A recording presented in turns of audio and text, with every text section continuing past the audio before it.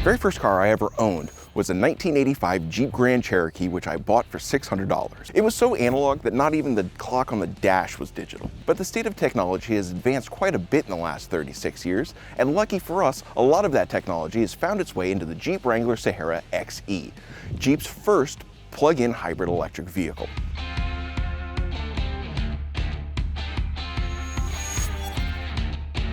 The Wrangler Unlimited Sahara 4xe comes with a 2-liter turbocharged inline 4. Now that's smaller than the 3-liter V6 diesel, 3.6-liter V6 gas, or 6.4-liter V8 that the internal combustion variants of this year's Wrangler come in.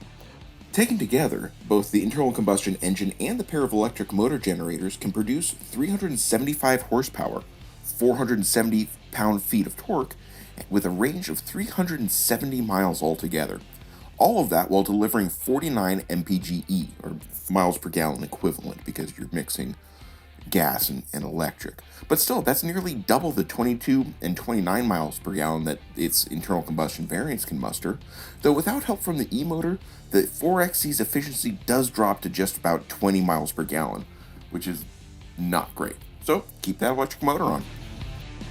The i4 is paired with a 17 kilowatt hour battery pack tucked under the rear seats, which utilizes a 400 volt architecture and a nickel manganese cobalt graphite chemistry.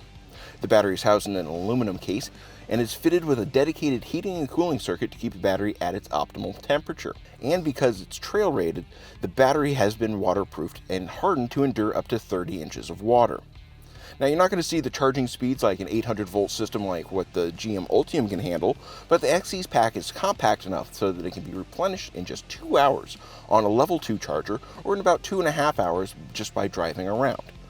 Its regenerative braking system can also harvest up to a quarter G of momentum every time the vehicle stops to keep the pack topped off while extending the service life of the XE's brake pads.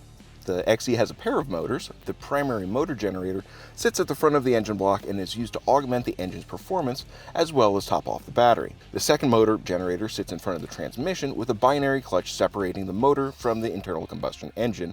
It's where the torque converter normally sits. This is what enables the XE to use electric-only mode, since there aren't any actual mechanical connections between the two systems aside from the clutch.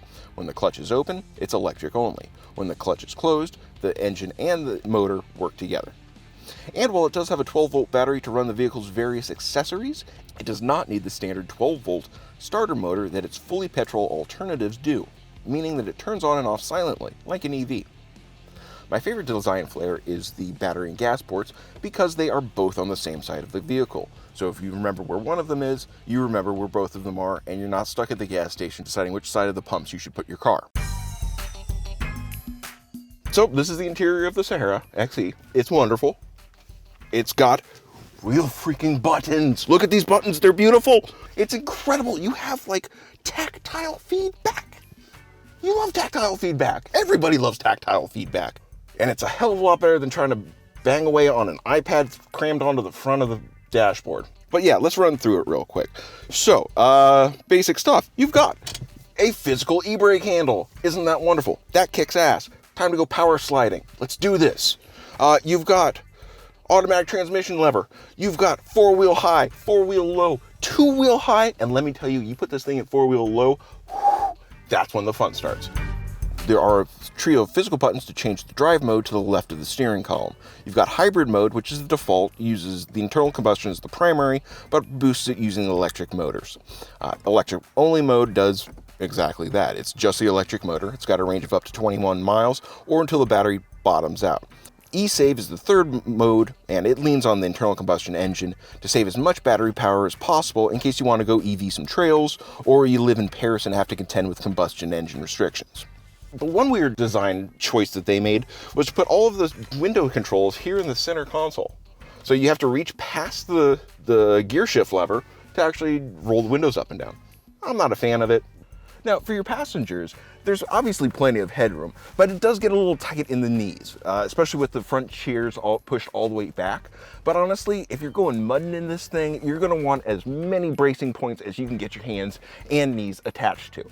Trunk space is rather limited, so you're going to either need to Marie Kondo your luggage or break out the old family Astro van for that upcoming trip. Infotainment System has all of the modern tech you could possibly want, an 8.4-inch touchscreen display, Apple CarPlay and Android Auto screen mirroring come standard. It's got an Alexa Amazon skill, offers 4G LTE Wi-Fi for up to 8 devices. The driver's instrument cluster display can even be customized to show specific off-roading stats like your speed, pitch, and roll. And just because it doesn't have a big battery doesn't mean it can't keep up on the trails. This is a trail-rated vehicle, which means it has skid plates, front and rear tow hooks. It can handle an approach angle of 44 degrees, a breakover angle of 22.5 degrees, departure angles of 35.6 degrees, and it's got a 10.8-inch ground clearance. The base model Wrangler and the Sahara both come with standard 20-inch wheels and 33-inch tires. If you opt for the top-of-the-line Rubicon 4xe, it's going to come with 17-inch off-roading wheels and 33-inch tires. You got 10 exterior color choices. This one is bullet silver, and you've got 2 interior color choices, tan cloth or black leather. If you've ever driven a Jeep before, you know how this thing handles. It is top heavy, the suspension is a bit squishy, but it is a very fun car to drive, both on the streets, in the suburbs, on the trails. It's fantastic. The MPG is stupid great. It basically doubles the fuel efficiency of the internal combustion version, and I don't see why you would not want to do that. Thanks for coming along with us on this look at the 2021 Jeep Wrangler Sahara XE. If you want to check one out for yourself, make trails to your local Jeep dealership where they start at $47,995. Thanks everybody. Keep watching Engadget.